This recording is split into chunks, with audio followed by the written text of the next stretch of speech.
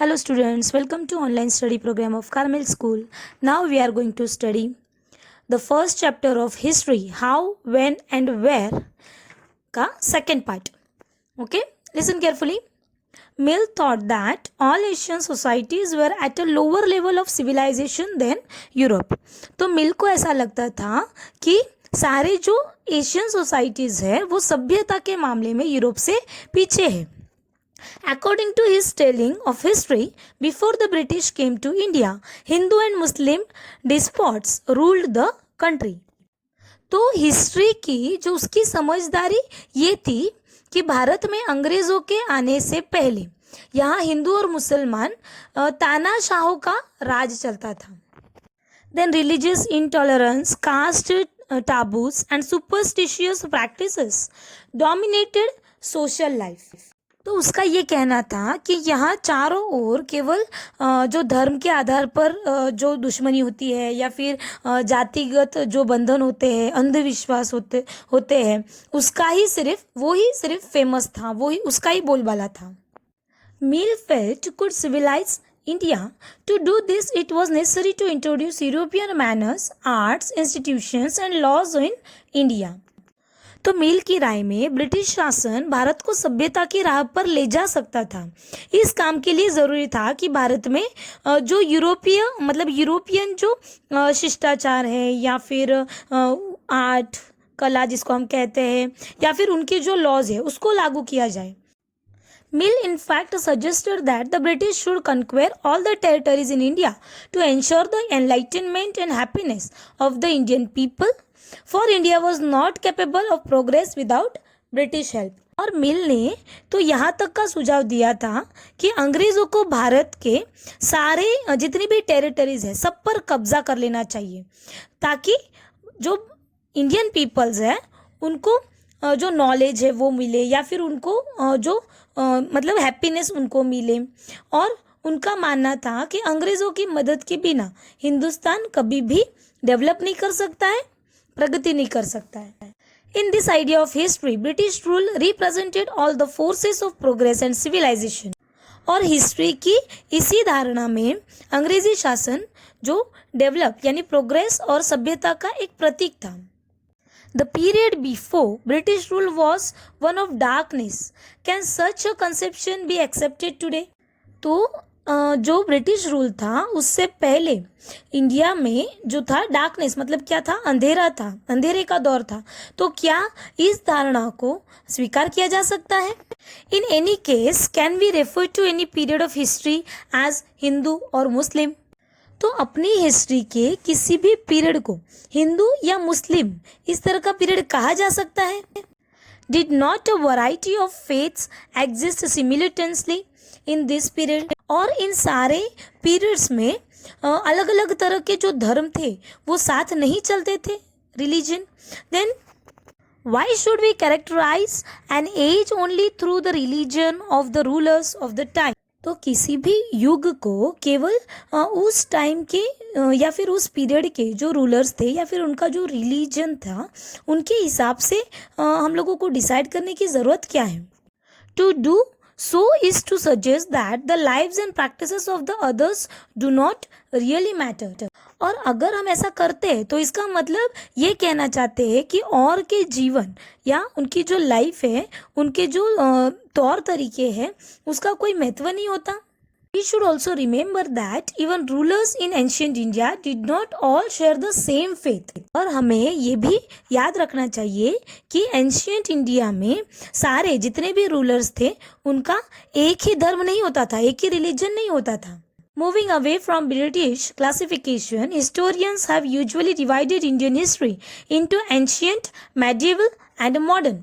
तो ब्रिटिशर्स द्वारा जो उन्होंने सजेस्ट किया है क्लासिफिकेशन अपनी हिस्ट्री का, तो आमतौर पर इसको हम प्राचीन, मध्यकालीन और आधुनिक मतलब क्या, एंशियंट, मेडिएवल और मॉडर्न, इस तरह से उसका क्लासिफिकेशन किया हुआ है. Then this division too has its problems. तो ये जो क्लासिफिकेशन है इसकी भी अपनी कुछ प्रॉब्लम्स है, कुछ समस्या है।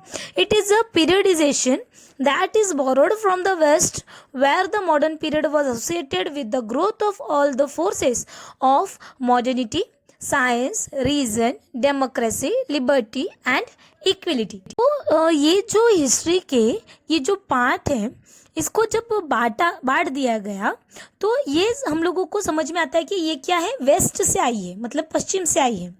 तो वेस्टर्न और आधुनिक इस काल को, पश्चिम और आधुनिक इस काल को हम लोग science, then logic, reason, democracy, liberty, equality, इन सब को एक डेवलपमेंट के लिए, मतलब इस पीरियड को हम लोग विकास का युग कह सकते हैं। Medieval was a term used to describe a society where these features of modern society did not exist। तो medieval society में वो ऐसे लोग थे जहाँ जो आधुनिक समाज की जो विशेषताएं थी वो नहीं थी, है ना। जो मॉडर्न सोसाइटी की जो विशेषताएं थी वो मेडिएवल में नहीं थी। Can we uncritically accept this characterization of the modern period to describe the period of our study. तो क्या हम स्टडी करने के लिए जो मॉडर्न हिस्ट्री है या फिर मॉडर्न पीरियड है इसको बिना सोचे समझे क्या हम कह सकते हैं या फिर अपना सकते हैं? As you will see in this book, under British rule, people did not have equality, freedom or liberty। तो जैसा कि आप इस बुक में देखेंगे तो ब्रिटिश रूल में लोगों के पास किसी भी तरह की इक्वलिटी या फ्रीडम या फिर जिसको हम कहते थे स्वतंत्रता, ये नहीं थी। Nor was the period one of economic growth and progress. Many historians therefore refer to this period as colonial। और इसके अलावा ना ही यहाँ किसी भी तरह का प्रोग्रेस या डेवलपमेंट हम लोगों को देखने को मिलती है। तो हिस्टोरियंस इस पीरियड को या फिर इस युग को कॉलोनियल कहते हैं। Now what is colonial? In this book you will read about the way the British came to conquer the country and establish their rule, subjugating local nawabs and rajas। तो इस बुक में आप लोग पढ़ोगे कि किस तरह से जो ब्रिटिशर्स है उन्होंने हमारे देश को क्या किया, कन्क्वायर किया, हम पे जो अलग अलग टेरिटरीज थे उस पर कब्जा किया। और ऐसे जो कॉलोनीज जहाँ पे नवाब या राजाओं का उन पे प्रेशराइज करके वहाँ पे क्या किया, अपना शासन जो है वो स्थापित किया। You will see how they established control over the economy and society, collected revenue to meet all their expenses, bought the goods they wanted at low prices, produced crops they needed for export, and you will understand the changes that came about as a consequences।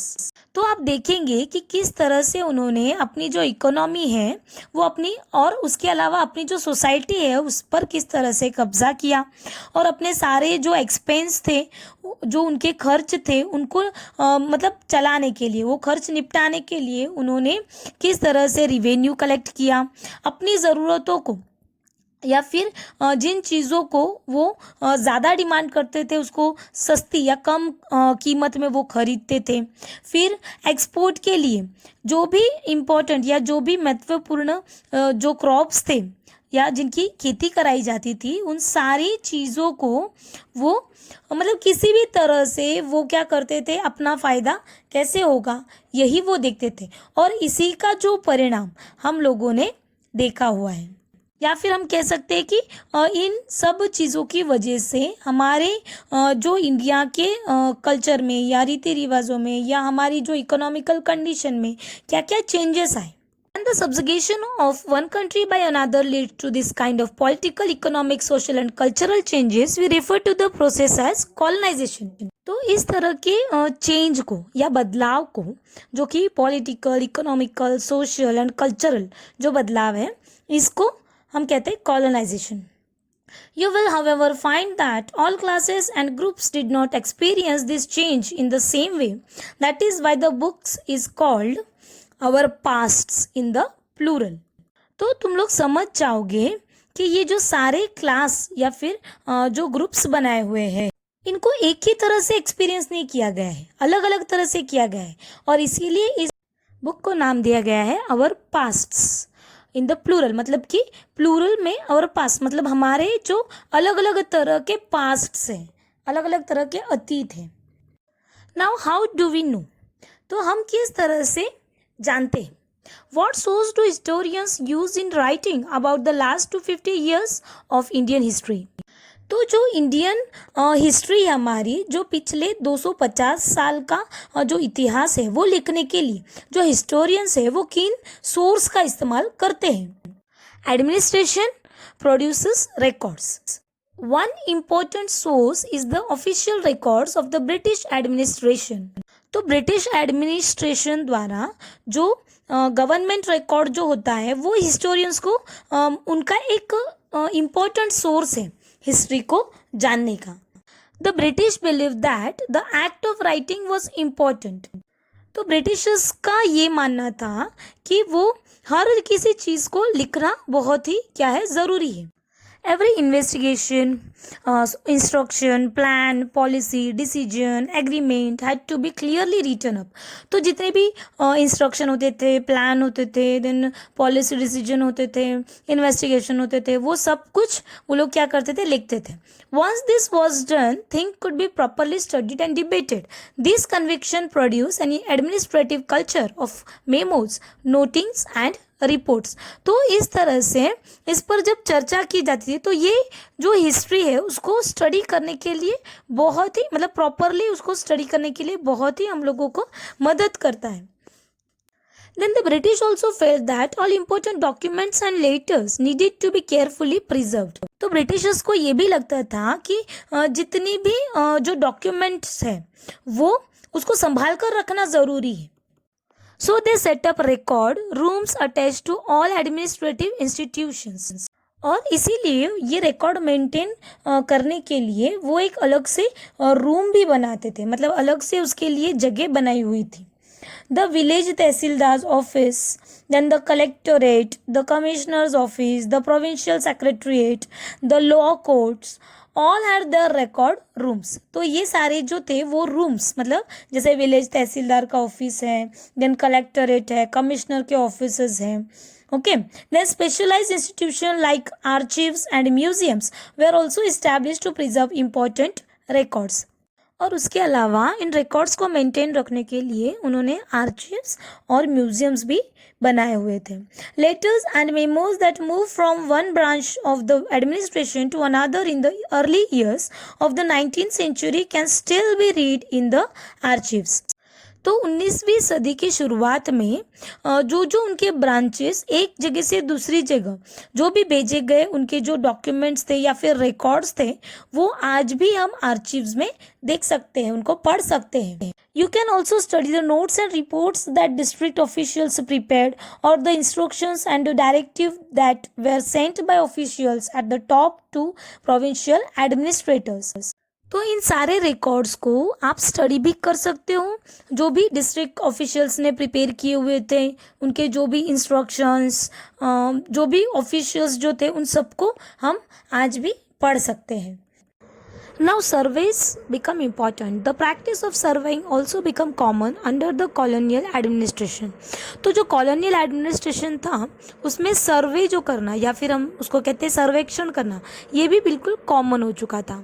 The British believed that a country had to be properly known before it could be effectively administered. तो जो Britishers थे उनका ऐसा मानना था कि अगर किसी भी देश पर हम लोगों को अच्छी तरह से रूल करना है और उसको कंटिन्यू रखना है तो उसको सही ढंग से जानना ज़रूरी होता है. By the earlier 19th century, detail surveys were being carried out to map the entire country. तो 19th century की शुरुआत तक पूरे देश का जो मैप था वो पूरी तरह से तैयार करने के लिए बड़े बड़े सर्वेज किए जाने लगे. In the villages revenue surveys were conducted. और गाँवों में जो रिवेन्यू होता है, टैक्स जो कलेक्ट करते थे उसका सर्वे होने लगा. Then the efforts was to know the topography, the soil quality, the flora, fauna, the local histories and the cropping pattern, all the facts seen as necessary to know about to administer the region. और इन surveys में अलग अलग तरह के सर्वे, जैसे कि ज़मीन कैसी है, उसकी फर्टिलिटी कैसी है, फिर उससे जो मिलने वाले क्रॉप्स हैं उसमें जो इंसेक्ट्स होते हैं, जीव जंतु होते हैं वो, और फसल किस तरह की है, इन सब चीज़ों का सर्वे होने लगा. From the end of the 19th century, census operation were held every 10 years. तो 19th सेंचुरी के आखिर तक हर 10 साल में सेंसस यानी क्या जनगणना की जाने लगी. These prepared detailed records of the number of people in all the provinces of India, noting information on castes, religions and occupation.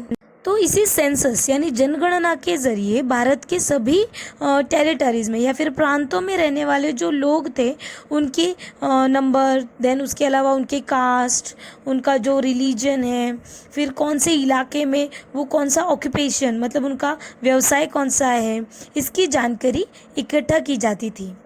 There were many other surveys, botanical surveys, zoological surveys, then archaeological surveys, anthropological surveys, forest surveys. तो इसके अलावा ये सभी surveys भी तब किए जाते थे. Then what is official records do not tell.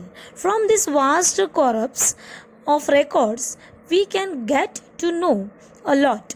But we must remember that these are official records. तो records के इस विशाल भंडार से हम बहुत कुछ पता लगा सकते हैं, फिर भी इस बात को हम नज़रअंदाज नहीं कर सकते कि ये जो सारी सरकारी जानकारी या फिर सरकारी रिकॉर्ड है, इनमें हमें यही पता चलता है कि सरकारी अफसर क्या सोचते थे तब, जो ऑफिशियल्स थे, और उनकी किन किन चीज़ों में रुचि थी, दिलचस्पी थी, और वो किन चीज़ों को बचाए रखना चाहते थे. इन रिकॉर्ड से हमें ये समझने में हमेशा मदद नहीं मिलती कि देश के दूसरे लोग क्या महसूस करते थे और उनकी कार्रवाइयों की क्या वजह थी. Then for that we need to look elsewhere. तो इन बातों को जानने के लिए हम लोगों को और कहीं देखना होगा. When we begin to search for this other source, we find them in plenty too. They are more difficult to get than official records. जब हम ऐसे किसी दूसरे सोर्स की तलाश में निकलते हैं तो उनकी भी कोई कमी नहीं रहती है, लेकिन सरकारी रिकॉर्ड्स के मुकाबले उन्हें ढूंढना ज़रा मुश्किल साबित होता है. We have diaries of people, then accounts of pilgrims and travelers, then autobiographies of important personalities and popular booklets that were sold in the local bazaars. तो इसके लिए जो लोगों की डायरिया या फिर जो तीर्थ धाम है उनके यात्रियों को जो हम याद करते हैं, उसके अलावा जो बायोग्राफी मतलब आत्मकथाएं हैं, तो ये सारी चीज़ें क्या हो जाती है, इम्पोर्टेंट हो जाती है. As printing spread, newspapers were published and issues were debated in public. Leaders and reformers wrote to spread their ideas. Poets and novelists wrote to express their feelings.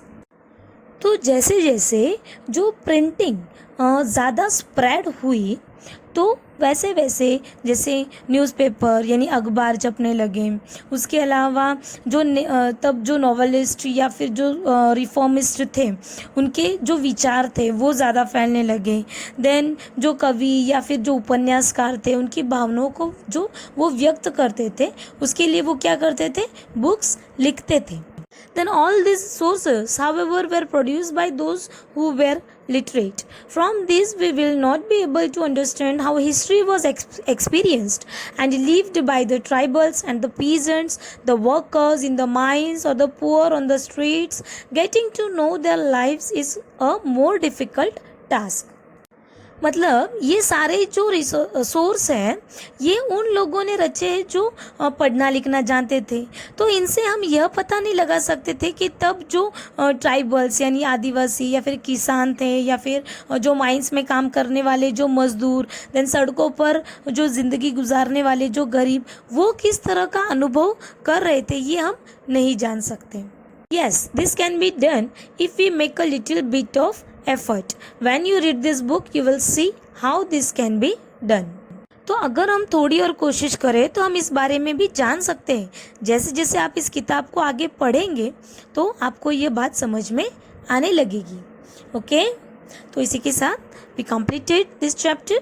Thank you.